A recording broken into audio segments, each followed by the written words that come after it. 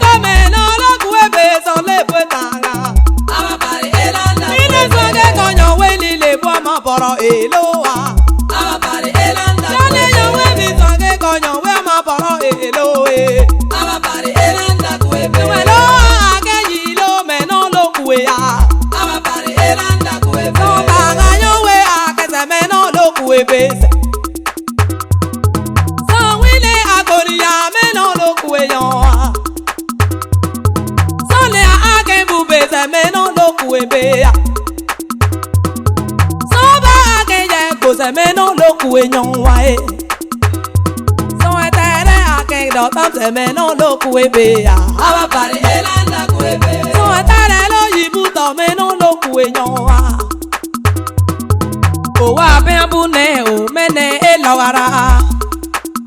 So no be yere bale ayo ezu boro akpe a e. So no be ya bale ayo ezu boro ayo re. E me lo kue me no lo kueyo a Ababari e. elanda kuebe Yo le vie bari kueyo wi yo ale wa tembe. Yo le vie bari kueyo wi yo ale wa tembe. Ababari. Oh, na lo kueyo son le budu melo. Ababari elanda kuebe Ababari ale mu yo nanda be sa kueyo. Some e bale e pie lo nenda kue na le. Some e sisa e dume lo nenda kue na le. Yo lo le ayo uesa o ere lo ne ababari. Lo le ayo uesa o ere wuga e. So lo le bu lo yo uesa o ere le be abo.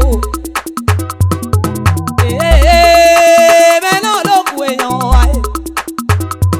Binko wile yo we o me no lo kue yo ai. Ababari elanda kuebe Wa bie o lo bari kue yo lo yo e. Ababari elanda kuebe Ani wa bie ni abe ya dem kue yo wi yo e. Ababari elanda kuebe Yo me ni kue be bari me ya ere le le kuma be. Ababari elanda kuebe E ma ni lo akue bari bari we agara. Omu ege lo poro lo a elo nyo we se a. Nyo be ko pa elo nyo we lan ko me lo kue bari je ababari. So tanga me yi lo ndara de ma yo.